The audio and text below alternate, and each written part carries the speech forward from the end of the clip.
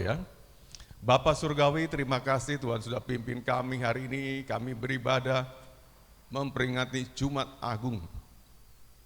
Kematian-Mu di kayu salib tidak pernah dipisahkan dengan Paskah. Kalau kami bicara tentang peluang masuk surga, orang harus mengenal kematian Tuhan untuk apa. Justru karena kematian Tuhan itulah kami punya peluang masuk ke surga. Dan bawa sidang jemaat-Mu semuanya, supaya kami bersama-sama lagi nanti di surga mulia kelak. Dan hari ini dipastikan semua kami sudah memiliki tiket masuk ke surga. Tidak nanti, bukan soal nanti. Sekarang ini juga, hari ini juga kami bersama-sama Tuhan dalam kehidupan yang surga. Punya status warga negara surga dan masih hidup di bumi ini. Berkatilah pujian penyembahan kami, berkati seluruh ibadah ini, biar ibadah yang diurapi Tuhan dan disertai Tuhan. Di dalam nama Yesus kami siap untuk memulai ibadah ini. Haleluya, sama-sama kita katakan amin. Karya terbesar Allah Bapa untuk menyelamatkan manusia yang berdosa. Manusia yang berdosa itu sangat terbatas dan tidak mampu menyelamatkan dirinya sendiri dari kematian kekal. Allah mengutus anaknya yang tunggal, yaitu Tuhan Yesus Kristus, supaya setiap orang yang percaya kepadanya tidak binasa, melainkan beroleh hidup yang kekal. Momen penting dalam karya yang agung itu adalah penderitaan, kematian, penyaliban, dan kebangkitan Tuhan Yesus Kristus. Di dalam Tuhan Yesus ada pengharapan. Di dalam Tuhan Yesus ada kelegaan. Di dalam Tuhan Yesus ada keselamatan.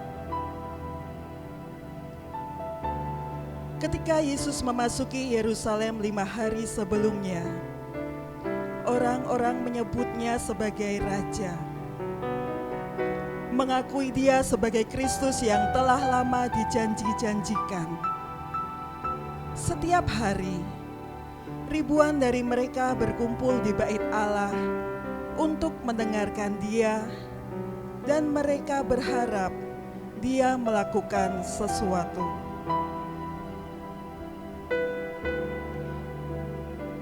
Yesus membawa Yakobus, Petrus, dan Yohanes untuk berdoa di Taman Getsemani. Mulailah ia merasa sedih dan gentar. Yesus menyuruh murid-muridnya untuk berdoa supaya jangan jatuh ke dalam pencobaan dan berjaga-jaga. Kemudian Yesus menjauhkan diri dari mereka. Lalu ia berlutut dan berdoa,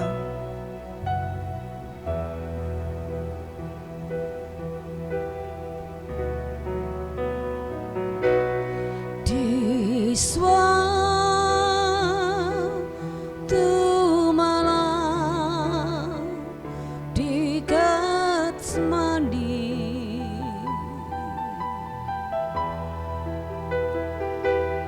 Yesus berdoa menyendiri.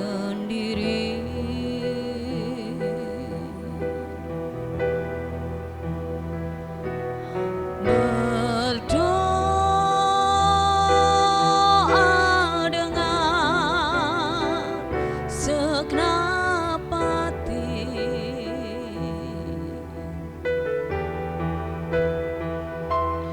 hingga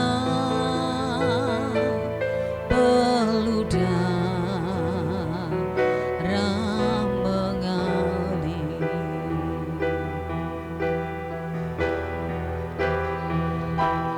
Bapa, biarlah jawab yang ku pegang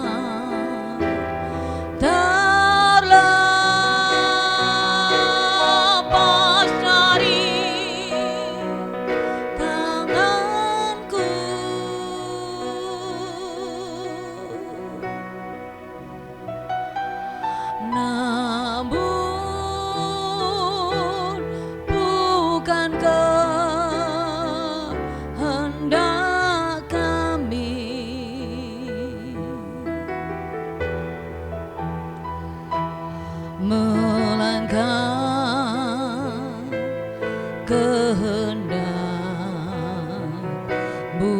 yang jadi.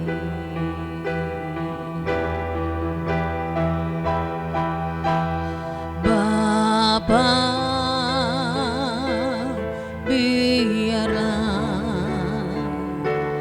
cawan yang ku pegang terlepas dari tanganku.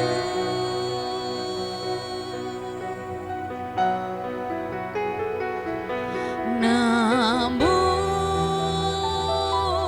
bukan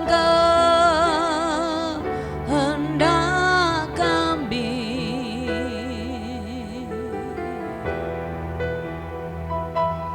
melainkan kehendak-Mu yang jadi.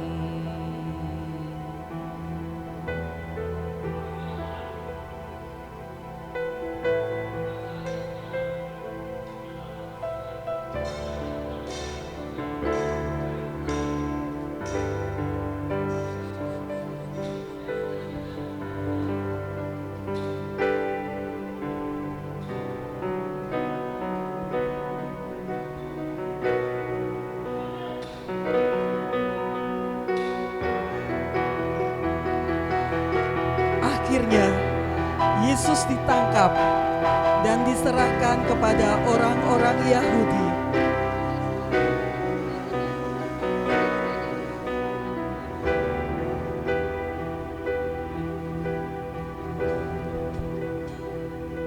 Akhirnya Yesus ditahan dan berkumpullah sidang para tua-tua bangsa Yahudi dan imam-imam kepala dan ahli-ahli Taurat. Lalu mereka menghadapkan Yesus ke mahkamah agama dan dibawa menghadap Pilatus. Ketika Pilatus menawarkan pilihan untuk membebaskan Yesus atau Barabas, secara bersama-sama mereka memilih Barabas yang mereka anggap sebagai pejuang kebebasan. Yesus dihadapkan pada takdir yang sudah diketahuinya ketika ia berdoa di Taman Getsemani. Dia harus mati di kayu salib, suatu cara mati yang sangat hina, sehingga undang-undang melarang hukuman tersebut dilakukan terhadap warga negara Romawi.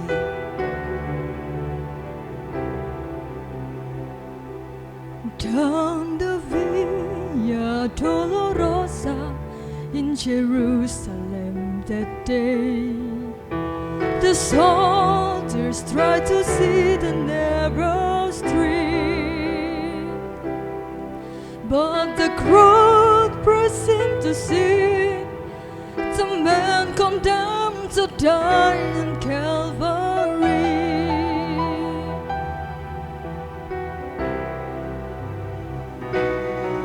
He was bleeding from a beating that was stripped upon his back, and he bore a crown of thorns upon his head, and he had with every step the throne of those who cried out for his death. Down the Via Dolorosa, called the way of suffering, like a lamb came the Messiah, Christ the King. But he chose to walk that road out of his love for you and me. Down the Via Dolorosa, all the way to Calvary.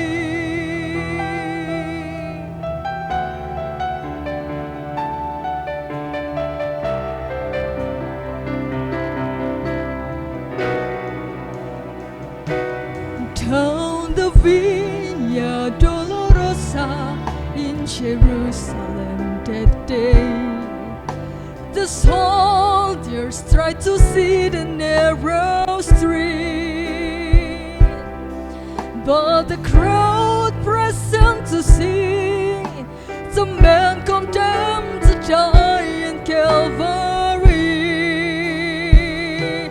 Por la via dolorosa, cross the way of suffering, like a lamb came the Messiah, Christ the King. But he chose to walk that road out of his love for you and me. Down the Via Dolorosa, all the way to Calvary.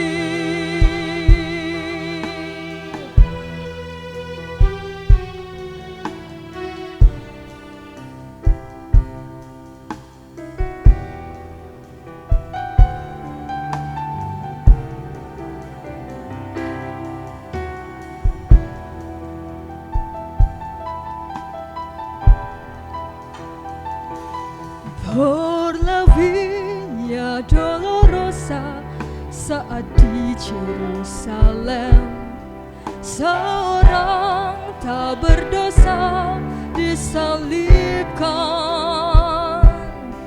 dicaci dan dihina, diteriakan kematiannya. Dia disiksa dan didera karena kasihnya. Terang di kotanya, maka di salibnya dipegangkan menuju Kalvari. Por la Via Dolorosa, jalan penderitaan, Yesus Kristus Allah disalib. Dia memilih disalib, bukti kasih pada kita. Por la Via Dolorosa, menuju di Kalvari. Sebagai taruk, ia tumbuh di hadapan Tuhan, dan sebagai tunas dari tanah kering, ia tidak tampan, dan semaraknya pun tidak ada, sehingga kita memandang dia, dan rupa pun tidak, sehingga kita menginginkannya. Ia dihina dan dihindari orang, seorang yang penuh kesengsaraan dan yang kuasa dan yang biasa menderita kesakitan. Ia sangat dihina sehingga orang menutup mukanya terhadap dia, dan bagi kita pun kita tidak masuk hitungan. Tetapi sesungguhnya penyakit kitalah yang ditanggungnya, dan kesengsaraan kita yang dipikulnya. Padahal kita mengira dia kena tulah, dipukul, dan ditindas Allah. Tetapi dia tertikam oleh karena pemberontakan kita. Ganjaran yang mendatangkan keselamatan bagi kita ditimpakan kepadanya, dan oleh bilur-bilurnya kita menjadi sembuh. Por la Via Dolorosa, called the way of suffering, like a lamb came the Messiah, Christ the King. But he chose to walk that road out of his love for you and me. Down the Via Dolorosa, all the way to Calvary.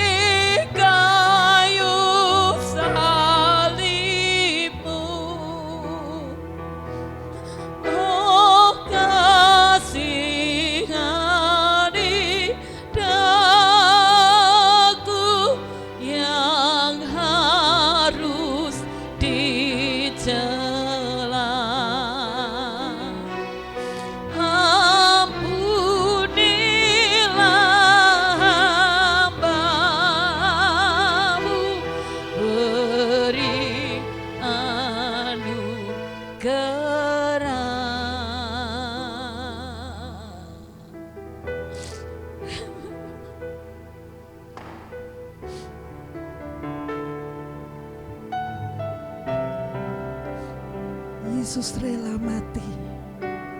Dia rela disalib untuk menggantikan kita.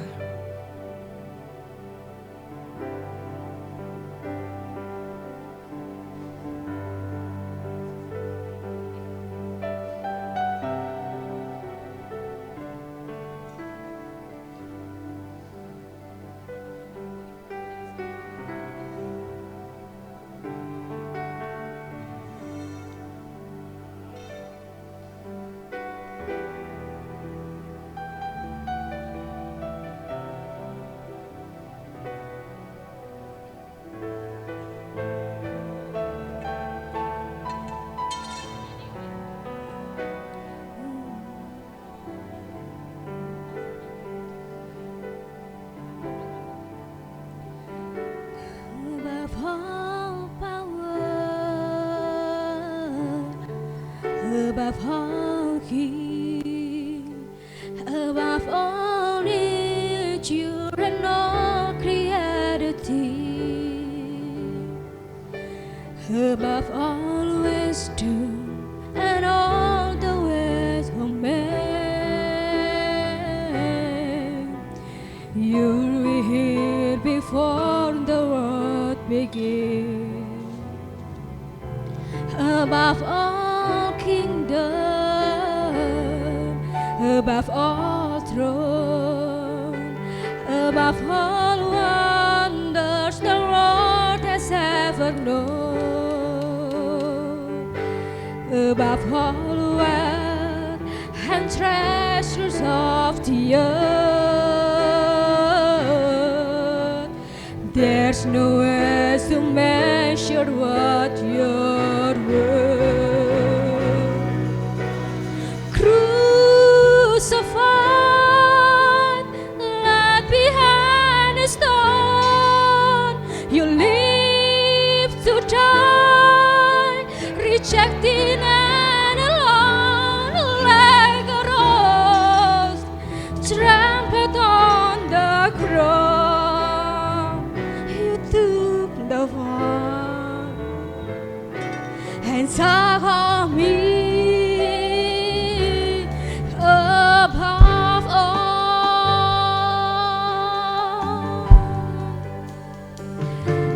Atas semua kuasa, atas semua raja, atas semesta segala ciptaannya,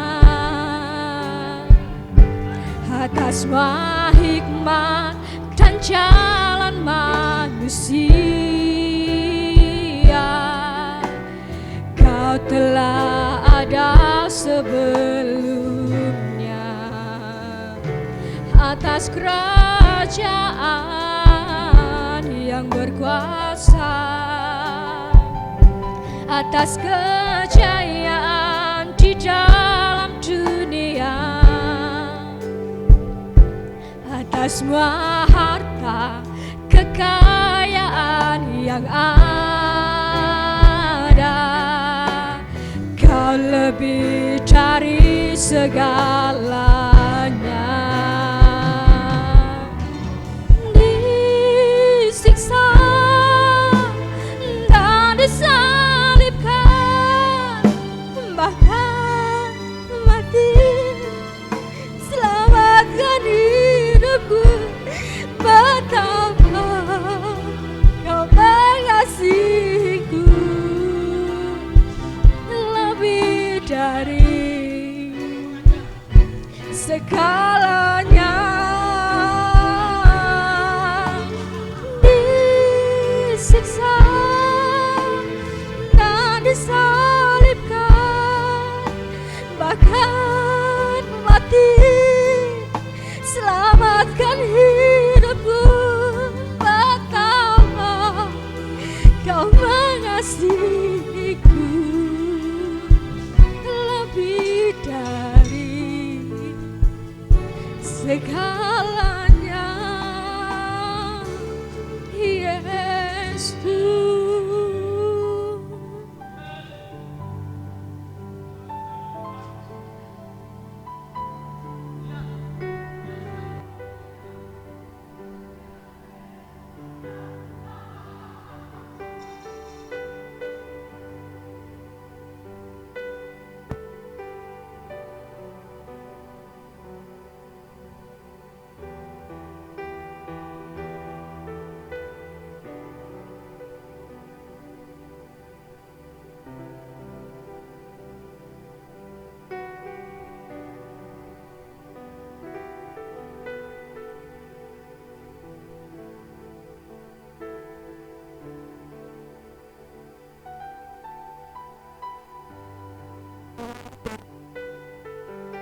Mulai dari jam 12, kegelapan meliputi seluruh daerah itu sampai jam 3.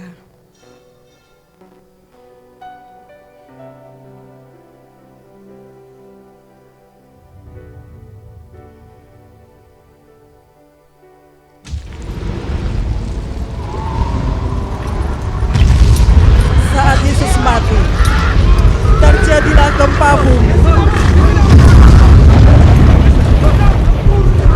Kubur-kubur terbelah dan banyak orang kudus bangkit. Bahkan tabir bait suci terbelah dari atas sampai ke bawah.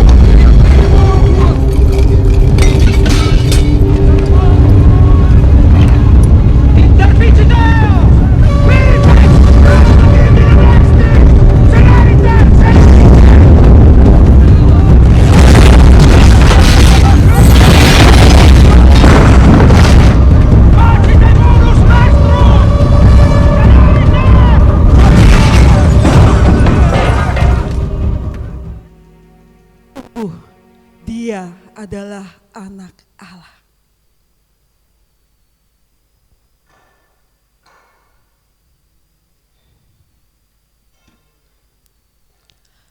Menjelang malam, datanglah seorang kaya, Yusuf, orang Arimatea, yang telah menjadi murid Yesus. Ia pergi menghadap Pilatus dan meminta mayat Yesus, dan Pilatus memerintahkannya untuk menyerahkan kepadanya.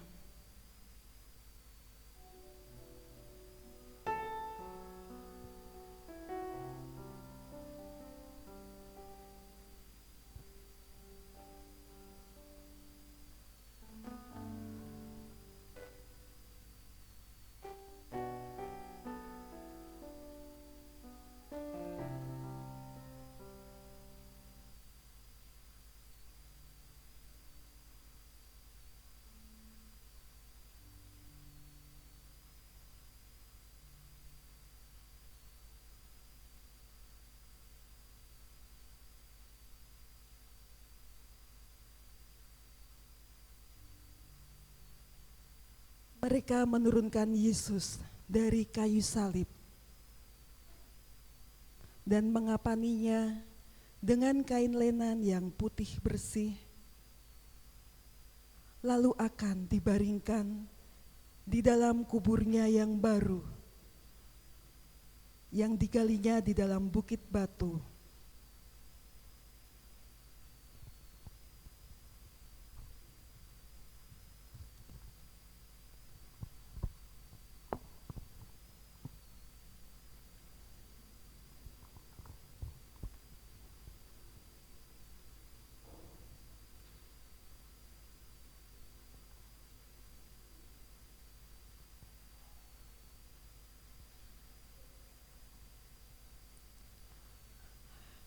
Tuhan Yesus sudah berkorban dan mati untuk menyelamatkan kita.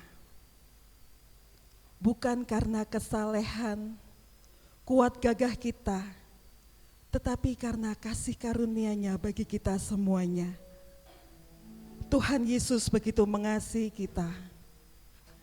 Oleh sebab itu, jangan sia-siakan pengorbanan Tuhan Yesus yang sudah kita lakukan kepada kita.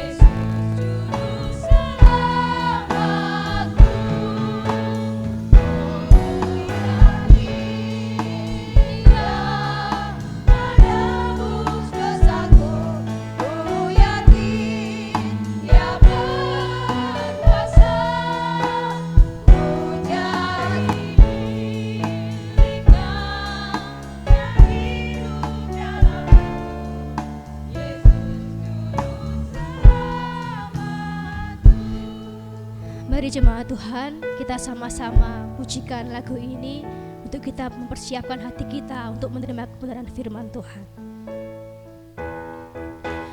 Ku yakin Dia menebus dosaku, ku yakin Dia berkuasa, ku jadi miliknya, Dia hidup dalamku, Yesus juru selamatku.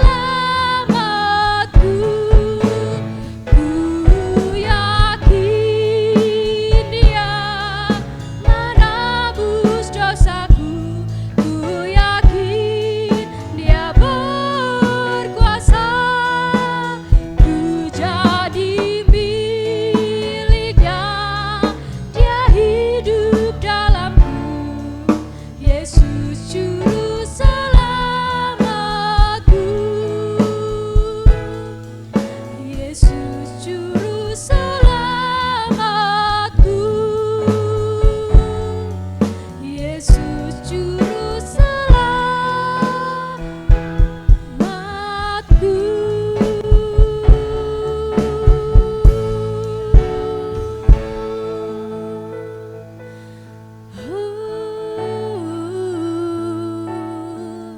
Jesus,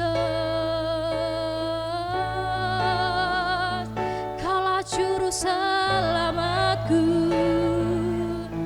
hanya Kau Tuhan yang sanggup menyelamatkan kami. Haleluya. Kau Tuhan dan Juru Selamatku, sungguh ku bangga memiliki Engkau. Engkau begitu mengasihi kami, bahkan Kau relakan dirimu mati bagi kami, menebus setiap kami, supaya kami mendapatkan hidup kekal Allah bersama penebus dengan hidup Engkau. kami, hanya Ya Kau Yesus, Tuhan. kami mau selalu menyukakan Terima hati-Mu. kasih buat karya Kami mau penebusan-Mu selalu Tuhan. menghormati dan menghargai akan keselamatan-Mu. Tak terbatas kasih-Mu bagi kami, sungguh besar cinta-Mu bagi kami. Haleluya. Kami bangga menjadi umat-Mu, umat penebusan-Mu. Jadikan kami Tuhan penyembah-Mu. Terima kasih Yesus. Waktu selanjutnya saya serahkan kepada Bapak Gembala.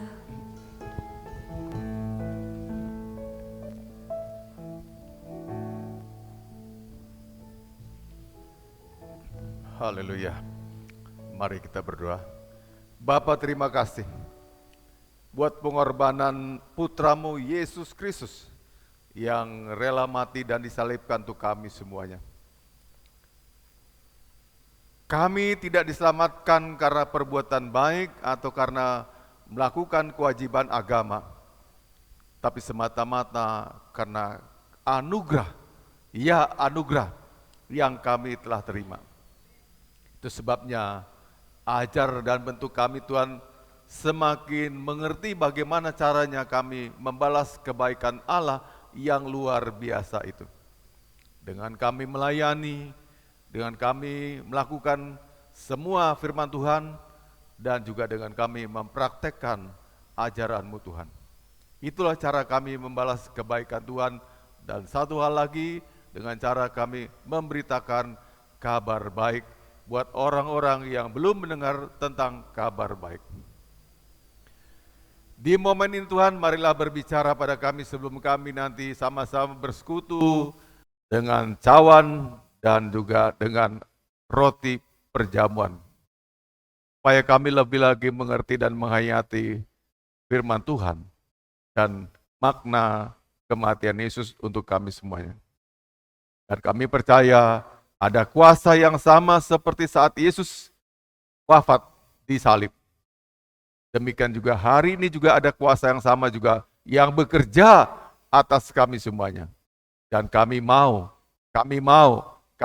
Tuhan mengalami kuasa itu dan jamaah Tuhan. Jemaat Tuhan tidak seberapa banyaknya di sini.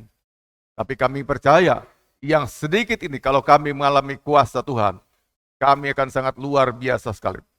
Bertindak dengan supranatural, berjalan dengan supranatural, berbicara dengan supranatural, maka tidak ada yang tidak ajaib yang terjadi. Semuanya akan keajaiban yang terjadi yang seperti 2000 tahun yang lalu. Kami mau menikmati Tuhan dan kami sudah duduk diam untuk siap mendengarkan firman-Mu.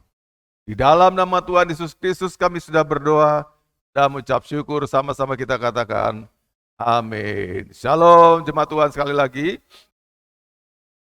Ya, dari sini Bapak Gembala dan juga Selusap, para PJ menyampaikan kita sama-sama menikmati Jumat Agung, dan bila seperti doa saya tadi, kuasa yang sama seperti yang dinikmati oleh jemaat mula-mula 2000 tahun lalu itu terjadi juga dalam kehidupan kita masing-masing. Katakan amin. Ya. Yang pertama, kematian Yesus seperti kita tadi sudah saksikan yang secara visual dengan baik dimainkan oleh anak-anak. Dan juga ada sini juga ada orang tua ya. Sangat baik sekali. Artinya itu kematian yang sudah dinubuatkan oleh Alkitab. Katakan amin. Perjanjian lama sudah menyebutkan kematian Yesus. Kita akan sama-sama membacanya di Yesaya 53 yang kelima. Yesaya 53 yang kelima. Dan nubuat itu sudah berlangsung sampai dengan hari hanya Tuhan Yesus wafat, itu ribuan tahun. Dan saya rasa tidak ada ramalan yang sampai ribuan tahun yang kemudian digenapi dengan pas seperti firman Tuhan. Kecuali kematian Yesus Kristus. Katakan amin. Tidak ada ya, seseorang tidak ada ramalan yang demikian pas. Yang ada digatuk-gatukan, dicocok-cocokkan. Seperti misalnya Pak Jokowi jadi presiden, ya dicocok-cocokkan dengan ramalan Jayabaya dan sebagainya. Tapi itu pasti bukan. Kalau ini tepat seperti ramalan itulah yang terjadi juga. Ya kita sama-sama baca, katakan Alkitab adalah firman Allah, tidak bisa salah, tidak mungkin bohong, sebab Alkitab adalah firman Allah. Kita baca ya, 2, 3. Tetapi dia tertikam karena dia diremukkan oleh karena kejahatan kita. Ganjaran yang mendatangkan keselamatan bagi kita ditimpakan kepadanya. Dan oleh bilur-bilurnya kita menjadi sembuh. Yesaya 53 ayat yang ke-5. Kata kuncinya adalah ganjaran yang mendatangkan keselamatan ditimpakan kepadanya. Suatu saat misalnya di sekolah, ada peraturan sekolah mengatakan siapa saja anak sekolah yang berkelahi atau berantem, maka dikeluarkan dari sekolah itu. Nah, suatu saat ada anak sebetulnya dicintai oleh sekolah, dicintai oleh gurunya. Dan dia terlibat perkelahian, ya mungkin nggak tahu apa sebabnya. Lalu dia sama-sama dipanggil ke kantor kepala sekolah. Dan seperti ini, ya udah aturannya kalau ada siapa yang berantem, ya dikeluarkan. Apalagi siapa yang memulainya, pokoknya yang memulai atau tidak memulai, dikeluarkan dari sekolah itu. Anda bisa bayangkan, kalau ini seorang anak disayang oleh kepala sekolahnya, lalu dia terlibat perkelahian, konsekuensinya dia akan dikeluarkan dari sekolah itu. Tentu saja hati kepala sekolahnya akan sedih kan, katakan amin. Ya, Bapak Ibu paham nih maksudnya? Sedih ya, aduh kok dia ya, ini anak kesayangan saya loh. Dia harus keluar, gimana caranya menyelamatkan dia, mikir. Tapi tidak mungkin hukum itu dibatalkan, namanya itu pilih kasih. Nah kalau kita manusia banyak seperti itu. Demi melindungi kolega, KKN, kelompok kita, orang kita, kenalan kita bisa mengalihkan satu hukuman untuk tidak dikenakan pada dia. Tapi guru itu, kepala sekolah itu harus bertindak adil. Dan dia katakan sama murid yang tadi harus dikeluarkan, hukum sekolah ini mengatakan kamu harus keluar. Meskipun dia memohon-mohon, Pak Guru, jangan saya akan dimarahi orang tua saya, dan sebagainya. Saya akan dimarahi ya kalau saya sampai dikeluarkan. Tolong saya, tolong saya, tolong saya. Guru kan berkata, tidak, kamu harus menerima hukuman ini. Lalu diambil pecutnya kayak pecutnya Bang Bian tadi. Lebih kejam lagi kan. Dia bilang, kamu siap sana? Wah, dia udah takut ya. Lihat bilah panjang itu, kemudian dipecut sampai 10 kali. Aduh, kayak apa? Lalu gurunya mencutkan, diangkat tinggi-tinggi. Dia udah merem ketakutan. Lalu Anda tahu, kepala sekolah tadi memukulkan, memecutkan pecut tadi itu ke dirinya sendiri. Wah, dia sendiri teriak. Pak Guru tadi, aduh, sampai 10 kali. Dan dia pincang-pincang gitu, udah nggak bisa waras lagi karena nanggung sakit. Ganjar hukuman dia, pindah ke kepala sekolah. Itulah artinya keselamatan yang kita terima. Yang harus menerima tuh kalian semuanya, kita semuanya. Kayak tadi, dia disesat, dicambuki, ya, dan ditusuk segala macam. Itu untuk kita. Ditanggung oleh Yesus supaya kita jadi selamat. Anak yang berkelahi tadi tidak jadi dikeluarkan. Kalau dikatakan tidak adil, udah adil. Di mana adilnya, Pak? Kan hukum udah jalankan, tapi yang jalankan itu udah gurunya, kepala sekolahnya. Dipindahkan, ditanggung oleh kepala sekolahnya. Bukan kepala sekolah yang salah. Kepala sekolah menanggung hukuman itu sehingga anak tersebut bisa tetap sekolah di situ. Sama halnya kita, Bapak Ibu gitu ya. Kita nggak layak dapat surga. Kita selamatkan bukan karena kesalehan. Katakan amin. Kita selamatkan bukan karena perbuatan baik. Kita selamatkan juga bukan karena kewajiban melaksanakan hukum agama. Kita diselamatkan karena kemurahan Tuhan. Yang namanya anugerah. Kita terima anugerah. Seperti itu ya konsep keselamatan orang Kristen. Iya gitu. Katakan Pak. Kita terima anugerah. Artinya semua orang yang tidak percaya dengan ini, berita ini, orang itu tersebut akan semua masuk ke neraka. Siapapun. Hanya yang percaya yang beroleh kehidupan surga. Termasuk juga Bapak Ibu. Jadi karena anugerah itu begitu mahal sekali, maka itu harus kita pelihara. Sampai selamanya. Dibela, diperjuangkan. Tidak boleh hilang hanya karena sebuah perkawinan. Tidak boleh hilang hanya karena sebuah jabatan. Tidak boleh hilang juga hanya karena kedudukan. Karena kekayaan, karena apapun. Tidak boleh hilang. Jangan hilang. Itu dipertahankan. Itu hal yang paling berharga dan teramat mahal Bapak Ibu. Ya. Jadi ini nubuatan ya. Sudah dinubuatkan. Jadi bukannya tiba-tiba terjadi peristiwa 2000 tahun lalu, bahkan ribuan tahun yang lalu sebelumnya sudah dinubuatkan oleh Yesaya. Dan banyak kitab-kitab yang lainnya. Dan inilah saya rasa salah satu bukti kalau Bapak Ibu diserang orang. Bukti bahwa memang keselamatan itu anugerah Tuhan. Karena nubuatan itu Bapak Ibu menguatkan kita. Ngerti maksud saya? Tidak ada kematian yang dinubuatkan seperti kematian Yesus. Sampai ribuan tahun loh Bapak Ibu. Belum terjadi, belum ada. Bahkan mungkin orang lupa. Konon katanya juga itu masih ratusan tahun. Jarak antara kitab terakhir itu Maleakhi, penulis Maleakhi ke Matius itu jauh tuh Bapak Ibu. Itu sebabnya Bapak Ibu kalau buka Alkitab ada lembaran kosong satu.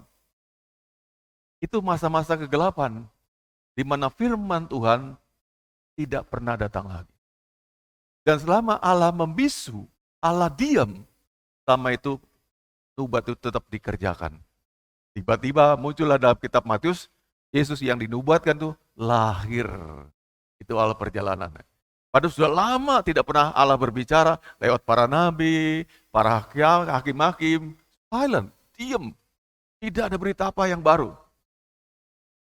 Maka orang-orang Yahudi ketika itu mereka kaget. Apa ini benar nubuatan ini dilaksanakan? Apalagi kedatangan Yesus dalam wujud orang sederhana, katakan amin. Di kandang domba. Bukan dari keturunan ningrat atau raja. Makin ragulah orang-orang Yahudi, ini apa bukan sih raja yang kita nantikan itu pembebas Israel. Dan sementara Yesus lahir, ketika itu situasi di Israel sangat runyam sekali. Kemiskinan, penindasan, mereka sedang dijajah oleh bangsa Romawi. Tertindas, susah makannya, pekerjaannya sulit, pokoknya sedang hancur-hancuran. Moralitasnya hancur semua, Israel yang bangga-banggakan sedang habis-habisnya, muncullah Yesus. Maka sebagian orang tidak percaya, masa ini si rajanya? Harusnya kan dia kaya, datangnya mewah, megah. Gitu kan? Punya kekuatan, punya pasukan, seorang diri datangnya lewat keluarga anak tukang kayu. Keluarga tukang kayu. Mereka tidak percaya. Bukan ini, bukan, gak mungkin. Terus terbelahlah, ada jadi dua. Ada kelompok percaya, ada kelompok yang tidak percaya sampai pada akhirnya. Jadi kalau Bapak Ibu diceritakan, waktu itu juga orang Yahudi banyak gak percaya, ini ceritanya. Kita bisa mengerti secara manusia, betul kan Bapak Ibu? Kalau raja pembebas yang dinubuatkan tadi itu, datangnya sebagai raja yang hebat, yang mengalahkan Romawi, pemimpin jagat raya, kita langsung percaya. Tapi dia datang dalam keluarga orang miskin. Seorang anak tukang kayu. Bagaimana bisa mengajak percaya orang-orang lain? Tentu mereka akan ragu juga, gak mungkin. Yang dinubuatkan itu mesti datang sebagai orang raja yang keren, yang hebat, yang berkuasa, yang punya otoritas, yang powerful. Jadi sebagian orang gak percaya. Bahkan sampai hari ini, kelompok Yehuda, kelompok Yahudi, orang-orang tetap tidak percaya. Di Yahudi itu orang Kristen hanya 2% sampai hari ini, Bapak Ibu. Katakan amin. Hanya 2%. Tidak semua orang Yahudi percaya. Ya, lanjut lagi ya. Jadi suatu kematian yang memang sudah dibuatkan ribuan tahun yang lalu. Lalu apakah Yesus sudah mengetahui kematiannya? Sudah. Dia justru datang memang tahu dia akan mati untuk kita.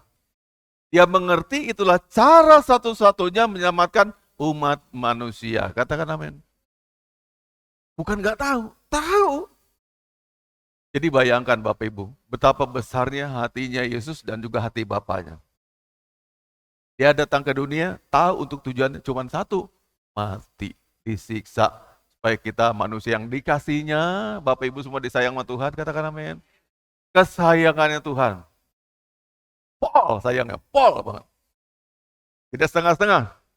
Kalau kita menanya, Tuhan Yesus, sayang nggak sama Mario? Full. Saya full heart sayang sama Mario. Saya full heart sayang sama Baratno. Tuhan bilang demikian. Anda tahu sekarang, terima cintanya Tuhan. Kematiannya bukti cinta Tuhan buat kita. Bahkan firman Tuhan sampai katakan, tidak ada kematian manusia seperti ini. Kita mau rela mati buat orang yang baik, yang benar. Tapi tidak pernah terjadi orang mau mati buat orang tidak benar. Betul ya Bapak Ibu? Anda rela? Bapak lah katakanlah, udah rohani begini. Terus ada orang yang tidak benar, katakanlah dimaling, dimusuhin orang, pengkhianat, penghujat. Terus saya mati buat dia. Oh tidak pernah terjadi. Buat orang baik masih mungkin. Buat istri saya masih mungkin. Buat anak saya masih mungkin. Tapi buat orang yang tidak baik sama sekali, mau mati, tidak ada kecuali Tuhan yang mau melakukan dan sanggup melakukan itu. Itu sebabnya kata Tuhan bagi manusia tidak mungkin. Tapi bagi Allah, apa yang tidak mungkin? Itu terjadi. Tidak mungkin, secara manusia nggak mungkin. Mau mati buat orang yang tidak benar, nggak masuk akal, nggak mungkin. Tapi faktanya Tuhan mau datang ke dunia ini untuk mati bagi kita yang berdosa. Saya katakan diri saya sendiri ya. Bukan mengatakan Bapak Ibu. Buat Melvin yang sontolo ini, Tuhan mau mati. Hebat gak Tuhan? Bukan Melvin yang baik, yang tahu firman Tuhan, yang cinta Tuhan, yang balas kebaikan Tuhan. Bukan, buat orang yang tidak benar. Ia yang benar, rela mati buat yang tidak benar. Ini berita yang paling hebat. Jadi yang mati itu memang orang spesial yang dikhususkan Tuhan buat keselamatan kita. Bagaimana kita tega bisa mengkhianati Yesus? Kalau bukan kita memang orang yang tidak diselamatkan. Kalau kita sadar, mati Yesus buat saya tidak akan mungkin mengkhianati dia. Katakan amin. Kita punya nurani lah. Bapak dan Ibu semuanya juga, kalau Anda punya kesalahan pada putri Anda, anak Anda, kita menyesal bukan? Karena kita masih punya nurani. Kalau kita lakukan banyak kesalahan, buat orang yang paling baik buat kita, yang bersedia mati buat kita, berarti kita nggak ada nurani sama sekali. You nggak punya hati nurani. Teganya begitu lakukan kejahatan pada Tuhan. Termasuk kita mengabaikan panggilan seruan Tuhan untuk kita beribadah. Melaksanakan firman Tuhan kita abaikan. Menjalankan semua kewajiban kita dengan kita abaikan semuanya. Itu bentuk-bentuk pengkhianatan. Hari ini pastikan kita bertobat. Kita mau pulih. Dia sudah sediakan berkat-berkat buat kita semuanya. Tinggal kita ambil. Dengan tadi seperti pujiannya tadi, kur wanita tadi. Disediakan semuanya. Kita balas kebaikan Tuhan. Dengan kita hormat pada Tuhan. Katakan amin. Ini suatu nubuatan yang Tuhan sudah tahu pasti apa yang akan dia terima. Kita lihat ayat firman Tuhannya dalam Yohanes pasal 13 ayat yang pertama. Yohanes pasal 13 ayat pertama. Sementara itu sebelum hari raya Paskah mulai, Yesus telah tahu bahwa saatnya sudah tiba untuk beralih dari dunia ini kepada Bapa. Dia tahu kan Bapak Ibu? Dia tahu. Dia tahu dia akan mati, dia tahu. Dia tahu kan dia tahu. Oh, dia Tuhan kok. Dia tahu semuanya, tidak ada yang dia tidak ketahui. Tidak tiba-tiba lalu Tuhan Yesus berontak. Bapak, janjinya kan enggak begini. Kok pakai aku disakiti? Dia udah tahu, udah siap semuanya. Katakan amin. Dan mungkin untuk banyak orang tidak percaya pun dia udah tahu juga. Tidak seluruh orang di dunia ini akan langsung percaya dan terima dia sebagai Tuhan dan Juru Selamat. Dia akan dihina, akan banyak orang berontak, terus memegang prinsip-prinsipnya dia sendiri, dan tidak tunduk pada firman-Nya. Dia juga tahu. Tapi tetap Tuhan rela mati untuk kita. Inilah kasih Tuhan yang luar biasa itu. Katakan amin. Sama seperti ia senantiasa mengasihi murid-muridnya, demikian sekarang ia mengasihi mereka sampai kepada kesudahan yang mereka itu saya. Ya Bapak Ibu coba perhatikan, kita ganti ayat demikian. Sama seperti ia senantiasa mengasihi murid-muridnya. Kalau ini kan Bapak Ibu yakin ya, dia mengasihi murid-murid, katakan amin. Kita lengkapi gini. Demikianlah sekarang ia mengasihi saya sampai kepada kesudahannya. Katakan amin. Ya kita ganti ayat itu ya. 2, 3. Sama seperti ia senantiasa mengasihi murid-muridnya, demikianlah sekarang ia mengasihi saya sampai kepada kesudahannya. Haleluya. Haleluya. Haleluya. Sampai kepada kesudahannya ia mengasihi kita. Kasih itu menyebabkan dia menyertai kita dimanapun kita berada. Tidak ada bagian hidup yang Tuhan tidak tahu, Bapak Ibu. Ya tahu semuanya. Itulah beriman. Mulai hari ini tidak ada lagi ragu, bimbang, cemas, ketakutan. Sebab tidak ada titik hidup saya yang Tuhan tidak tahu. Firman Tuhan berkata, rambut kita nih, Bapak Ibu, rambut saya juga lumayan banyak ya. Saya udah usia 60 tahun masih tebal gini, teman-teman kalau ketemu di reunian, Melvin botak loh. Ya jangan doakan saya botak, saya bilang gitu. Melvin belum botak, kok doanya botak-botak lu sih? Karena memang mereka botak semua teman saya. Botak putih. Jadi waktu ketemuan lagi, Bapak kayak gini rambutnya, mereka heran. Ini segini udah termasuk kurang dibanding saya muda dulu. Ini pun gak bisa saya hitung loh Bapak Ibu. Tapi jatuh satu, Tuhan tahu jumlahnya berapa.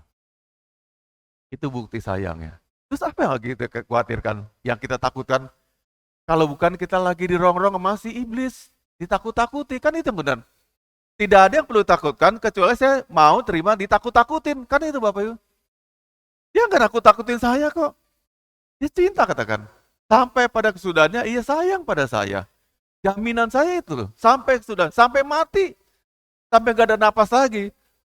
Sampai saya udah pakai alat bantu, pakai ventilator, infus selang-selang di tubuh saya semuanya, dia tetap ada di samping saya, mengasihi saya.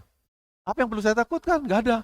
Kecuali saya terima ketakutan, yang ditakut-takutin orang lain atau siapapun juga. Katakan amin. Sekarang jangan beri ketakutan masuk dalam hidup kita. Karena jaminan yang benarnya adalah dia mengasihi saya sampai selama-lamanya. Berikutnya lagi ya. Kematiannya menjadi jalan. Bapak Ibu, saya beri ini khotbah ini dulu ada keselamatan yang eksklusif. Anda tahu arti keselamatan eksklusif? Eksklusif itu artinya tertutup buat yang lain. Khusus. Nah, contoh lagi. Albert nih kalau bergaul tuh pergaulan eksklusif banget ya. Ya misalnya cuma Albert tuh sama Moses, sama Yosua bertiga aja. Ada orang lain masuk, pasti tertolak. Pasti mereka nggak nyaman. Main bertiga ini lagi. Namanya eksklusif. Kalau keselamatan itu eksklusif, artinya cuma satu caranya. Percaya pada Yesus, yang lain gak ada. Karena rajin ke gereja, tapi gak percaya, gak selamat. Pada ke gereja. Oh, kenalan dekat sama Pak Gembala, bahkan kenalan dekat dengan hamba Tuhan yang luar biasa kesor. Yogi Cho, yang segala macam, tetap gak selamat. Bukan itu, eksklusif. Hanya dan satu-satunya, yaitu dengan percaya pada Yesus Kristus. Gak ada jalan lain. Bukan dengan perbuatan, bukan kesalehan, karena melakukan kewajiban agama, atau dermawan, nyumbang gereja, bukan semua itu. Kita selamatkan karena satu-satunya dengan jalan percaya pada Yesus yang diutus Allah 2000 tahun yang lalu. That's only. Cuma itu aja. Lalu kalau kita baik, kita berbuat baik, kita jadi dermawan karena kita udah diselamatkan. Sebagai orang yang diselamatkan, balas kebaikan Tuhan dengan kita mau jadi dermawan, nyumbang gereja, ikut melayani, tapi bukan melayani supaya diselamatkan. Jangan kebalik. Paham Bapak Ibu? Jangan kebalik. Saya melayani karena saya sebagai orang yang telah diselamatkan Tuhan. Saya bersemangat karena saya diselamatkan oleh Tuhan. Saya berkorban karena saya diselamatkan oleh Tuhan. Tapi bukan saya mau berkorban supaya saya selamat. Itu agama yang lain. Dalam kekristenan tidak karena. Jadi ini kematian ya satu-satunya yang menjadikan kita punya jalan ke sorga. Kita baca 1 Petrus 3:18. Ini udah ada ya. Kebaca nggak nih Bapak Ibu? Baca ya. Kita baca 2-3. Sebab juga Yesus, Ia yang benar untuk orang-orang yang tidak benar, supaya Ia membawa kita kepada Allah. Ia yang telah dibunuh dalam keadaannya sebagai manusia, tetapi yang telah dibangkitkan menurut roh. Haleluya, katakan amin. Jelas sekali kadang. Supaya Ia membawa kita kepada Allah. Jadi tidak lewat jalannya Yesus ini, tidak ada orang sampai kepada Bapa. Sepintar apapun, sesaleh apapun, serajin apapun doanya, tidak nyampe. Percaya pada Dia supaya Ia yang mati itu membawa kita kepada Allah. Kita nunut Yesus, bukan bikin jalan sendiri. Katakan amin. Lihat firman-Nya begini. Akulah jalan, kebenaran, dan kehidupan. I am the way. Aku. Jalan itu aku. Lewat aku. Katakan amin. Tuhan gak berkata, aku tahu jalan ke sorga. Itu kan beda. Banyak nabi katakan, aku tahu jalan ke sorga, ngasih tunjuk jalannya. Tapi kalau Yesus bukan, akulah jalan ke sorga. Lewat saya. Katakan amin. Enggak lewat saya, semua enggak ada sampai ke Bapa di sorga. 1 Petrus 3:18, supaya Ia membawa saya kepada Allah. Allah enggak bisa didatangi dengan cara yang lain, kecuali lewat Yesus Kristus. Katakan amin. Kalau jemaat Tuhan ini segini, mantap kristologinya, ini namanya kristologi. Anda semua masuk surga. Tidak ada jalan yang lain. Ada. Jadi kita juga jangan begini Bapak. Saya berharap nanti kalau saya mencintai pasangan yang tidak seiman, besok-besok dia jadi orang Kristen. Itu angan-angan. Kristen dulu baru nikahi, katakan amin. Itu angan-angan. Oh, saya berharap nanti istri saya juga bisa Kristen. Saya nikahi dulu aja. Besok-besok lewat persekutuan, segala macam, dia akan pindah masuk Kristen. Itu juga angan-angan. Katakan amin Bapak Ibu. Kalau Anda mau menginjil dia, sebelum Anda menikah, menangkan jiwanya. Di depan, bukan di belakang. Katakan amin. Di depan, bukan di belakang. Karena seharusnya cinta kepada dia melebihi kepada siapapun. Aku tidak mau dilamar, didekati oleh cowok, cewek yang tidak seiman dengan aku. Karena harga Kristus teramat mahal untuk saya korbankan. Katakan amin. Oh banyak Bapak Ibu, kalau saya saksikannya, orang yang ngotot berkata sama orang tua kandungnya, Papa, kalau aku nggak nikah sama dia, lebih baik aku mati. Ancam bapaknya. Bapaknya ancam demikian, ketakutan. Ini kan menikah. Orang itu bersaksi pada beberapa tahun kemudian bubar pernikahannya. Dan saya datang sama dia. Kok bisa gitu Bu? Ibu dulu sangat sekali mengancam orang tua. Dia nih anak seorang penatua loh. Ngancam papanya. Sampai papanya malu karena ada anak yang menikah dengan orang tidak seiman. Dia bilang, saya kualat. Pak Pendeta benar. Saya paksakan diri saya, ternyata saya tidak bahagia. Nah lu, siapa yang bisa salahkan? Harga Yesus lebih mahal dari apapun. Kemarin bagus, hari kemarin, tentang anugerah yang mahal. Kita banyak tahu anugerah-anugerah yang istimewa dan luar biasa. Kalau seseorang begitu berbakat sekali, anak umur 6 tahun, main caturnya kayak grandmaster, itu anugerah yang luar biasa. Katakan amin. Oh Bapak sampai sekarang juga bisa main catur kok. Tahu langkah-langkahnya, tapi pasti kalah. Ada orang juga bisa main musik luar biasa sekali. Usia belasan tahun, udah hebat. Ahmad Dhani, umur 6 tahun, bisa main piano. Itu juga anugerah yang luar biasa. Katakan amin. Kalau ada orang terlahir cantik, tampan, semua orang masih bayi dipuji, wah cantiknya ya, tampannya nih besok pasti jadi putri Indonesia. Itu juga anugerah. Bila ada orang terlahir dalam keluarga kaya, ningrat, jebrot, langsung udah harta kelilingnya semuanya. Udah pakai berlian, emas, lama masih baik, udah berikan kalung dan gelang yang luar biasa. Itu juga anugerah. Tapi hari ini aku kasih tahu, tidak ada anugerah yang melebihi keselamatan. Itu semua istimewa. Lahir di keluarga orang kaya, pinter, cerdas, berbakat, bertalenta, itu juga istimewa. Tapi tidak pernah mengalahkan istimewanya Anda kenal Yesus. Tidak ada yang mengalahkan itu, katakan amin. Kita ini orang-orang penerima anugerah yang luar biasa. Kok kenal Yesus? Orang lain itu nggak tahu masa depannya. Kita jelas tuh masa depannya. Tidak ada seorang pun sampai kepada Bapa kecuali melalui Yesus Kristus. Dan kita udah kenal Yesus. Kita tinggal merawat iman kita Bapak Ibu. Menjaga iman kita sampai akhir nanti tetap selamat.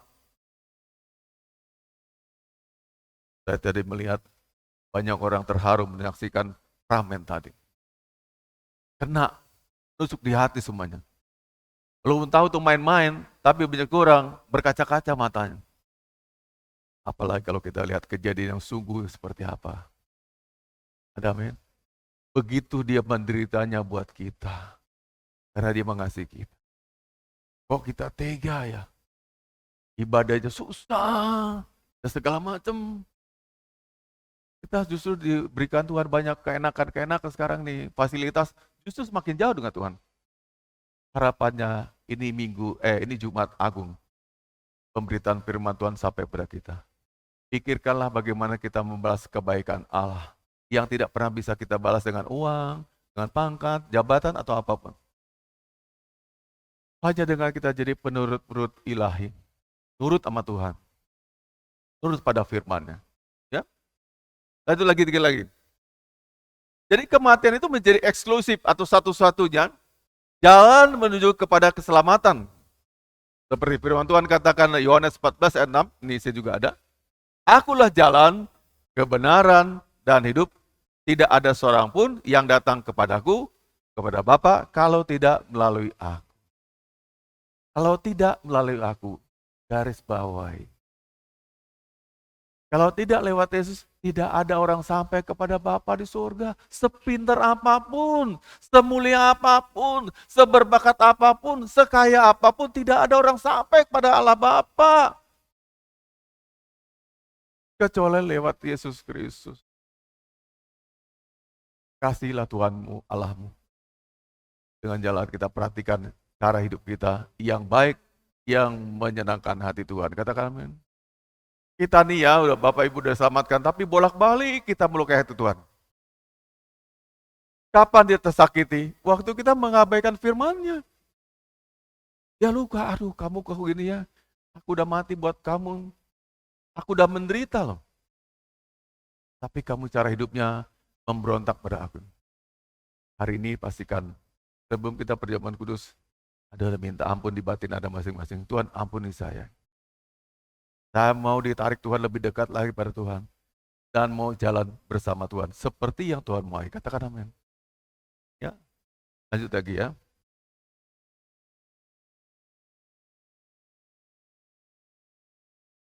Apabila Yesus tidak mati, sekarang pertanyaan. Yesus tahu dia akan mati, tahu. Kenapa dia nggak menjaganya?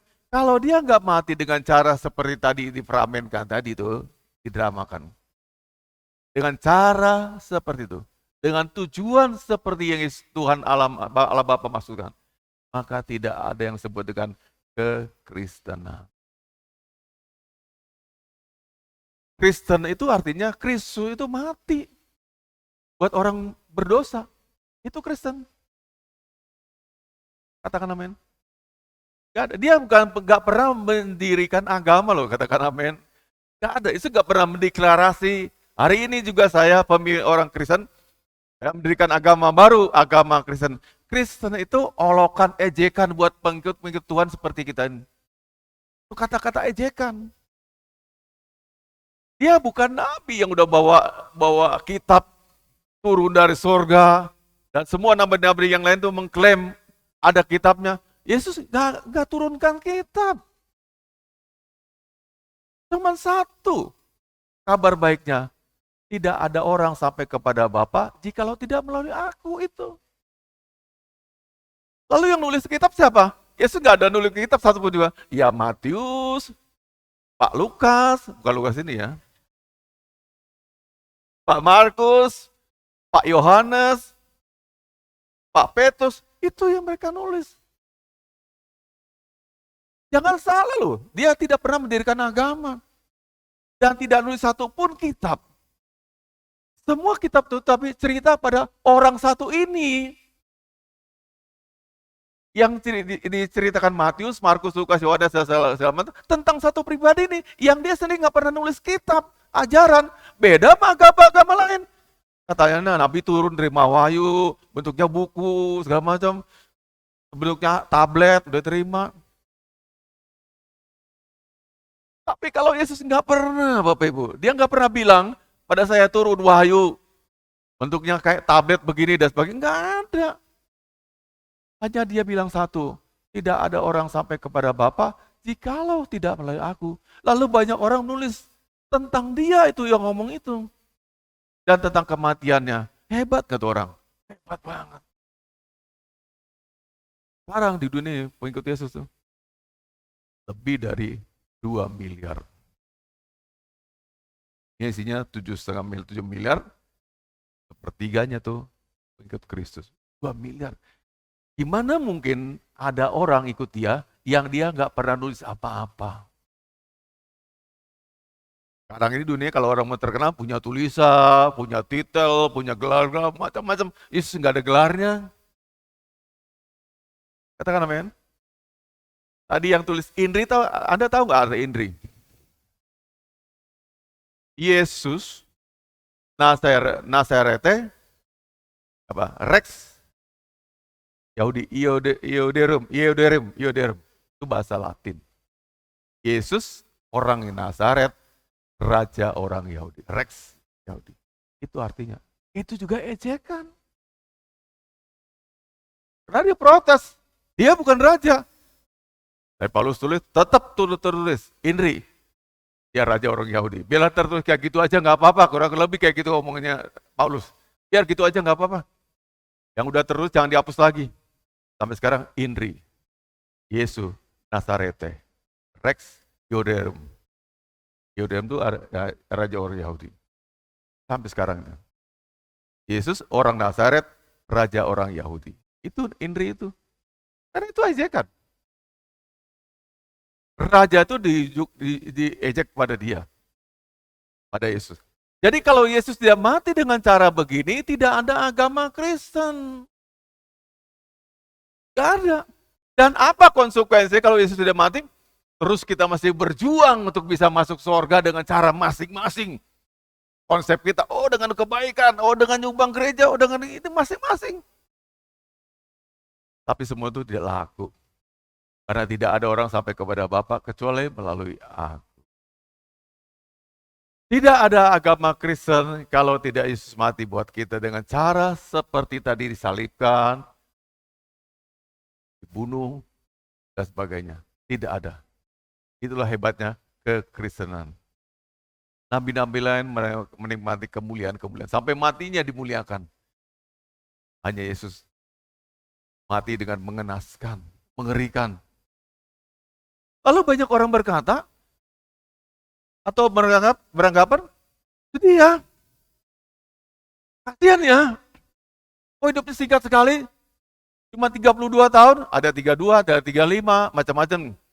30-an tahun lah saya sebut gitu ya. Kalau tahun yang pas. Karena penafsiran juga. Zaman dulu kan nggak pernah diulang tahun. Yesus pakai 32 happy birthday itu nggak ada gitu Bapak Ibu. Jadi nggak tahu persisnya berapa kali dia ulang tahun. Lalu hidup Yesus yang katakan mati sebelum waktunya di atas kayu salib, bagi banyak orang dianggap disayangkan. Wah secepat itu ya, berkuasa, powerful, tapi kok mati? Emang harus mati Bapak Ibu. Ini bukan kematian yang mengenaskan, kematian yang menjadikan jalan kemenangan buat orang. Kematian yang ajaib. Bukan, kita tidak harus bersedih, menangis. Tapi kita selesai semua urusan kita dengan dosa. Apa yang dia kalahkan Bapak Ibu? Di daging kita. Bibit dosa, biang dosa dalam diri kita terus bercokol dan berusaha untuk menjatuhkan kita. Dan itu dikalahkan kayu salib. Daging Yesus yang jadi hancur.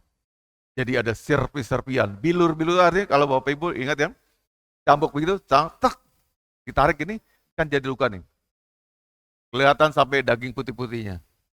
Ini kalau sembuh tidak akan pulih kayak gini lagi utuh. Pasti berbekas ada goresan begini. Bayangkan jika dia hidup ketika itu, Yesus masih tertolong, ini apa? Ilustrasi. Angan-angan ilustrasi. Dia hidup dan tidak mati. Ini tubuhnya cacat jelek sekali. Goresan di sini, serem, pasti kayak monster. Orang takut lihat dia. Bahkan jijik, gak berani lihatnya. Rusak semuanya. Punggung skala dia tidak ada yang tidak ada bagus-bagus sama sekali. Sebab firman Tuhan kata, rupa pun dia tidak tampan. Orang malingkan mukanya lihat, serem. Jijik, serem. Itulah Yesus kita. Dia menanggung semua itu buat kita Bapak Ibu. Tidak tampan, tidak punya semarak kata firman Tuhan. Tidak ada semarak sama sekali. Gak ada orang berminat ketemu dia. Jijik, rendah, jelek, menyeramkan. Itulah Yesus. Bagaimana anak Tuhan sampai kayak begitu, hancur. Tubuh hancur. Tidak cukup mungkin obat merah 2 galon. Obat tiap hari, kasih betadin lagi segala macam, kasih emas segala macam, kan sampai kaki semuanya habis. Kepala juga kena mahkota duri, habis, tidak lagi sisa. Saya nggak ngerti, kalau dia bukan Tuhan, kuat itu dia menanggung hukuman. Katakan amin. 2 orang penjahat yang lain tidak disesah kayak gitu. Itu penjahat jahanam yang seumur hidupnya nggak pernah berbuat baik. Dia disalibkan, sama-sama dipaku, kaki, tangan, yang lainnya seperti Yesus. Tapi beda dengan Yesus. Malam itu sebelum pagi hari, itu peristiwa jalan ke Golgota itu kan jam 9 pagi. Di tiang itu dia waktu tergantung-gantung jam 12 siang.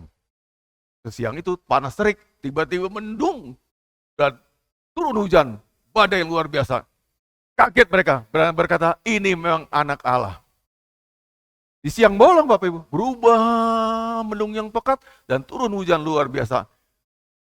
Sertai dengan badai dan segala macam. Menandakan dia bukanlah orang sembarangan. Dia menderita lebih dulu. Malam itu disiksa habis-habisan. Sepanjang malam. Sebelumnya penghakiman tempat lain dulu. Tepatnya Kayafas dipukuli, tendang, segala macam. Sampai ke depan Pilatus, gak putus juga masalahnya. Mereka ngomongkan, salibkan dia. Dipikir Pilatus, kalau disiksa dulu, dipecut, akan berhenti mereka meminta untuk disalibkan. Siksa dulu. 40 sesaat. Tanya lagi masyarakat yang gimana? Aku udah siksa dia. Udah saya rajam. Mereka semakin beringas. Salibkan dia. Masih haus darah. Gak puas udah habis begitu Yesus. Udah rebah. Udah berceceran darah di situ di lantai semuanya. Daging-daging putih semua ada di situ. Masih dikatakan salibkan. Haus darah orang Yahudi. Butuh sampai habis. Tapi itu jalan yang Allah Bapa udah siapkan buat kita. Kematian yang mengenaskan. Tapi kalau nggak begitu, tidak selesai dosa kita. Daging dihabiskan itu perlambang. Dosa daging kita juga udah dihabiskan kalau bagi orang yang percaya pada Yesus. Kedagingan itu kesombongan, kejahatan kita, segala dosa-dosa manipulatif, dosa pengkhianatan, segala pembusukan kita itu semua selesai salib. Kita terima hidup yang baru. Kematian yang khusus didesain Tuhan untuk pengampunan kita semua. Masihkah kita menolak Dia? Kurang ajar dengan Tuhan, melawan Tuhan dan berontak? Saatnya kita bertobat Bapak Ibu. Umur kita sudah semakin tua semuanya.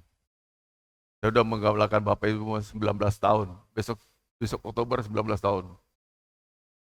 Ketika mulai gereja ini saya usianya 42 tahun. Berarti kita sudah sama-sama lama.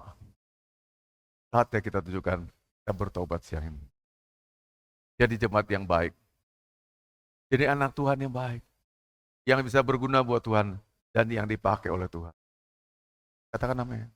Ya. Dikit lagi saya habiskan khotbah ini.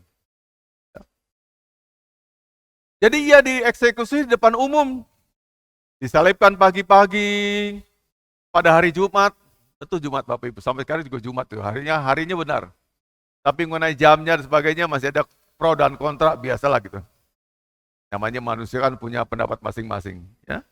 Tapi yang saya sampaikan, kematian Yesus adalah sebuah kemenangan, katakan amin. Sebuah kemenangan, kenapa? Menang. Bapak Ibu, sampai Paulus berkata, yang baik yang ingin aku lakukan, tapi yang jahatlah yang keluar. Itu kita. Saya begitu. Punya cita-cita, punya tekad, punya keinginan, jadi orang baik. Tapi nggak bisa. Nggak bisa. Kita akan selalu gagal kalau kita mengandalkan tekad. Harus ada kuasa yang masuk dalam diri saya. Satu ketika seorang guru memeriksa tulisan anaknya, lagi belajar tulis itu, wah mencang. Diajari lagi, begitu lagi produknya. Diajari lagi, gitu lagi produknya. Sampai guru itu terlontar kata-katanya, andai kata aku bisa masuk dalam kamu, saya akan ajari kamu tulisanmu lebih baik lagi. Ngerti maksudnya? Kalau si guru tadi bisa masuk dari anak tadi, dia akan ajarkan anak itu bisa tulis dengan baik. Sama kayak gitu juga. Tanpa Yesus masuk dalam diri kita nggak akan pernah bisa selesai ngelawan dosa. Kalah terus. Tahu yang baik, tahu firman Tuhan, udah dengar firman Tuhan juga, udah melayani juga, masih juga ada dosanya. Katakan amin. Dan kami fellowship di anggota bak. Ada seorang rekan nama Tuhan yang berkata, udah melayani, udah pernah tua, udah pembela sidang, masih ada juga yang punya istri 2. Masya Allah. Dan banyak lagi yang lainnya Bapak Ibu. Artinya kita nih gak akan bisa menang melawan dosa kecuali Yesus di dalam saya. Yang kendalikan hasrat buruk-buruk saya tadi. Ada niat begini terkendali, niat gini terkendali. Anda ngalami juga pasti. Suara dia di batin kita ketika kita mau melontarkan suatu kata-kata, bahkan kalau udah kebacut, nyesel, aduh aku tadi kok ngomong begini ya. Itu ada dia dalam diri kita. Bukti dalam saya, ketika kita punya penyesalan-penyesalan, ketika ada sesuatu yang terlanjur kita lakukan, baik perbuatan, ucapan, pikiran, terlanjur, nyesel. Kalau udah nggak pernah nyesal, Anda biadab. Tapi kalau nyesal ada air mata, itu bagus. Semua orang juga punya salah. Katakan amin. Gak ada nggak salah, nggak ada orang suci di dunia ini. Kita semua punya salah. Dan kalau kita nyesel, kita bagus. Artinya roh itu bicara dengan diri saya, dan saya setuju dengan apa ditegurnya oleh dia. Jadi itu kemenangan yang kematian yang mengantarkan kemenangan. Jaminan buat saya bisa itu menjalani seperti firman Tuhan, kalau Yesus saya izinkan di dalam saya. Mengejawantah dalam saya. Katakan Bapak Ibu. Katakan Bapak Ibu amin. Anda semua nggak akan bisa menang kecuali membiarkan Yesus di dalam saya. Mengatur saya, mengendalikan bicara saya, mengendalikan pikiran saya, mengendalikan sikap-sikap batin saya. Baru saya bisa jadi pemenang. Kalau enggak itu cuma ilusi. Merasa diri orang hebat, merasa diri orang baik, tapi ilusi. Sejatinya Anda bukan siapa-siapa, Anda ditolak Tuhan juga. Maka itu kata Tuhan, berkata di Matius pasal 7, ini ayat terakhir ya, ayat 21, 22, 23, ayo buka Yos. Nah ini kita perjamuan kudus ya. Matius pasal yang ke-7, ayat 21, 22, 23, ya. Bukan setiap orang yang berseru kepadaku, Tuhan, Tuhan, akan masuk ke dalam kerajaan surga. Anda ngerti masuknya nih? Banyak orang kan bisa ngomong Tuhan, betul nggak? Banyak orang bisa khotbah tentang Tuhan, banyak orang bisa bicara tentang Tuhan, ya, namanya menyeru nama Tuhan. Tidak masuk langsung otomatis ke dalam surga. Melainkan dia yang melakukan kehendak Bapakku yang di surga. Katakan amin. Dua-dua. Ya. Pada hari terakhir akan banyak orang berseru kepadaku, Tuhan, Tuhan, bukankah kami bernubuat demi namamu? Dan mengusir setan demi namamu? Dan mengadakan banyak mujizat demi namamu? Akan banyak orang akan protes sama Tuhan. Tuhan, lihat dong, aku udah dirikan gedung gereja gitu besar. Tuhan, lihat jemaatku. Tuhan, banyak orang menyombongkan diri tentang siapa dia. Tapi ini jawaban Tuhan yang telak ya. Ayat 23. Pada waktu itulah aku akan berterus terang kepada mereka dan berkata, aku tidak pernah mengenal kamu, hanyalah daripadaku kamu sekalian pembuat kejahatan. Apa artinya mengenal Bapak Ibu? Kita punya hubungan dengan Tuhan. Ini naskuci udah habis khotbah saya. Ini punya. Bapak udah berkali-kali berikan ilustrasi, kali saya ulang lagi sekarang. Pak Jokowi ada di Jakarta. Bapak di sini. Tapi kami kenalan baik. Nomor Pak Jokowi ada pada saya juga nomor saya juga ada pada dia. Bapak Ibu tahu ya, tidak semua telepon itu masuk ke telepon pribadinya dia. Lalu itu telepon pribadi, kadang-kadang bisa orang kasih nomor telepon pribadi, tapi itu pada asisten atau pada pas pampres. Bapak juga, tapi ini pada dia langsung, yang tidak ada pada pas pampres. Itu biasanya apa? Ibu Jokowi, Bu Riana, ya kan gitu ya. Nah, lalu Gibran dan seterusnya. Pernah suatu ketika ada acara Mata Najwa, ngapain tuh kata Pak Nana? Enggak, mau telepon Bapak aja. Oh, langsung diangkat sana. Halo, kata Pak Jokowi sana. Kok bisa nomor telepon pribadi? Yang tidak lewat pas pampres. Tidak lewat siapapun juga. Langsung ke dia. Pak Jokowi langsung ngangkat. Kalau saya punya hubungan dengan dia, Pak Jokowi, aku besok mau ke Jakarta. Ya Pak Pendeta, kapan? Tok Senin. Saya mau mampir, boleh nggak? Oh boleh. Ya Pak, Senin ya tak tunggu ya. Jam berapa Pak Pendeta? Ya kita ngopi sore-sore aja deh. Jam 4, jam 5 antara. Pak Jokowi gimana saya masuk ke istananya? Itu kan nggak gampang Bapak Ibu masuk ke istana. Tapi kalau lewat Pak Jokowi, pasti kan bisa. Nah, rekan ikuti ya ilustrasi saya. Saya datang ke sana, pas pampres tanya sama saya. Bapak siapa? Saya relasinya Pak Jokowi. Udah janji udah kencan, jam 4 suruh datang ke sini, mau ngopi bareng. Ditelepon nggak Pak Jokowi ini? Tanya kan? Tanya dulu ke dalam dong. Pak Jokowi kata, iya itu teman saya, Pak Pendeta ya, bukakan pintu gerbang. Wah, layanan istimewa. Kampus, segala macam. Sama kayak gitu juga. Mau masuk surga? Mau surga? Mau surga? Kenal nggak mau pilih surga? Kalau nggak kenal jangan berharap masuk surga. Sama, aku masuk istana, kenal sama orang pemimpin nomor 1 di Republik ini, Pak Jokowi. Kalau masuk surga, kenal yang pemilik surganya. Nah kita nggak kenal pemilik surga itu siapa, nggak pernah hubungan, nggak punya nomor teleponnya, ada musuh ngimpi namanya. You cuman orang agamawi. Pesan saya, berubahlah kita. Bukan sekedar jadi orang agamawi. Kenal pribadi dengan Tuhan. Tuhan akan welcome. Silahkan nikmati perjalanan hidangan. Dan kalau Bapak berhasil masuk ke sana, pasti Pak Jokowi udah siapkan karena udah telepon kemarin. Wah, segala makanan. Ibu Riana juga ada situ semuanya. Keluarga menyambut saya baik. Ini loh Ma, teman kita dari Solo, Pak Pendeta. Wah Pak Pendeta, selamat datang, disambut dengan baik. Kenalannya kok. Nah, kita nggak kenal pemilik surga, mau masuk surga. Ya nggak mungkin Bapak Ibu. Jadi bukan teologi ya yang buat saya masuk ke surga, tapi apakah saya punya relasi dengan pemilik surga itu Bapak Ibu. Itu paling utama. Kenal dulu dengan pemilik surga, maka Tuhan akan buat lancar semuanya. Selamat Jumat Agung Bapak Ibu semuanya. Harapan Bapak kita semua berubah. Dan bertumbuh sama-sama. Amin. Tak pujikan lagi chorusnya. Betapa besar. Betapa besar kasih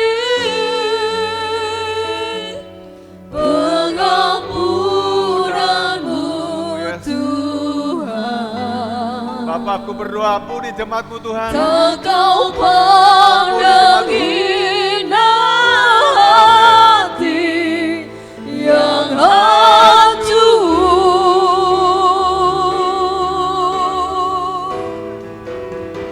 Ku berterima kasih kepadamu ya Tuhan. Pengampunan yang kau beri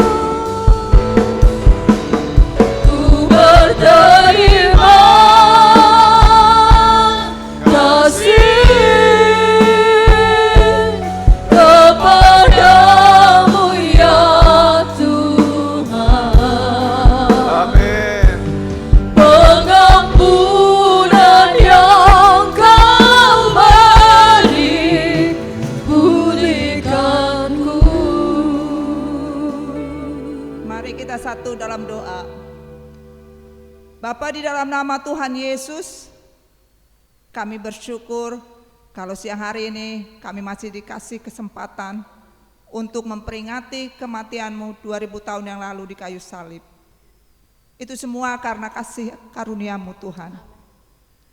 Kami sangat berterima kasih kepadamu Tuhan Yesus, buat pengorbanan-Mu yang besar Tuhan. Bagaimana Engkau Tuhan disiksa sampai Kau mati di kayu salib.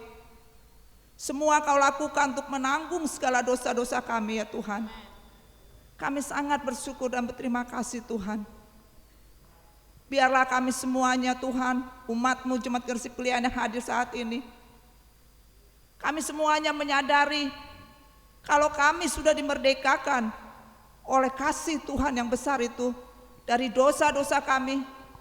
Biarlah kami jangan hidup lagi menjadi hamba dosa, melainkan kami hidup di dalam kebenaran. Amin. Mari tinggalkan semua hidup-hidup kami yang lama, semua hidup lama kami yang sia-sia tidak ada gunanya itu.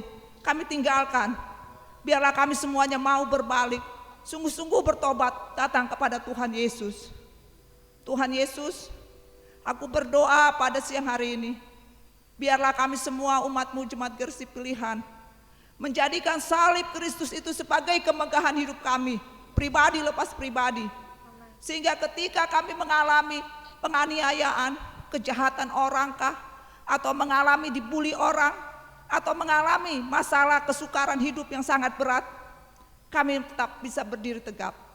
Kami tidak undur, kami tidak berontak, tidak marah kepada Tuhan. Karena yang jadi kemegahan kami adalah salib Kristus. Kami ingat akan salib itu yang menjadi kemegahan kami.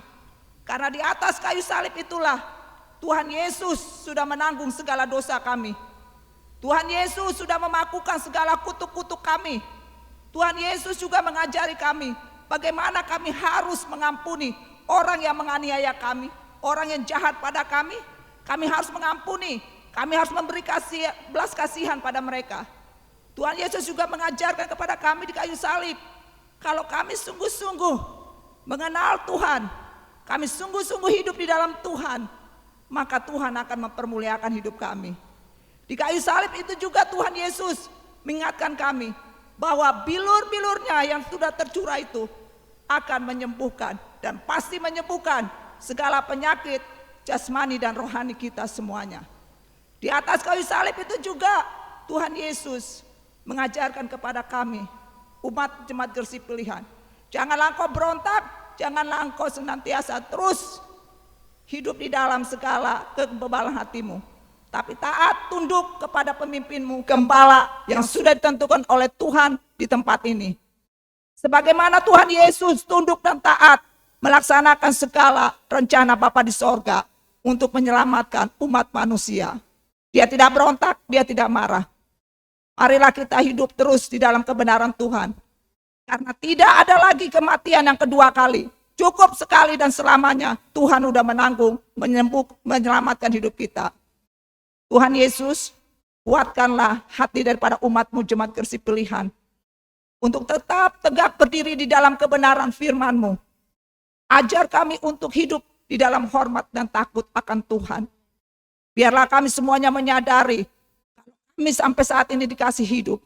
Pakailah hidup kami ini semuanya untuk melayani Tuhan, supaya jangan sia-sia segalanya.